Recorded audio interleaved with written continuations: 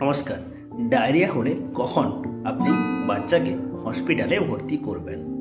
Diarrhoea হলে কি হয়, শরীর থেকে প্রচুর পরিমাণে জল বের হয়ে যায়। এর ফলে শরীরে জলের ঘাটতি ঘটে। সেই জন্য আমরা বলি বাচ্চাকে বেশি পরিমাণে ওআরএসের জল খাওয়াতে। দেখছেন বাচ্চা কিছুই খেতে পাচ্ছে না, তার সঙ্গে বারবার করে বমি করছে এবং বারবার পাতলা পায়খানা করছে। এতে কি হয়, জলের ঘাটতি প্রচুর পরিমাণে বেড়ে যায়। এর ফলে হয় ডিহাইড্রেশন। তাহলে ডিহাইড্রেশনের কী কী লক্ষণ থাকে? 1 নম্বর, যদি বাচ্চা খুব ইউরিন কম করে, মানে 6 থেকে 8 ঘন্টা হয়ে যাচ্ছে যদি বাচ্চা একবারও ইউরিন না করে।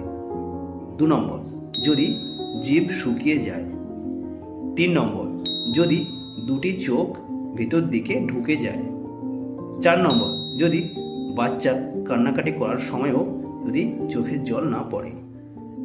5 নম্বর, যদি বাচ্চা নিস্তেজ হয়ে পড়ে। তাহলে বাচ্চা যদি ডিহাইড্রেশন থাকে, অবশ্যই বাচ্চাকে হসপিটালে ভর্তি করতে হবে, কারণ এই ক্ষেত্রে স্যালাইন দিতে হয়। ওকে, থ্যাংক ইউ।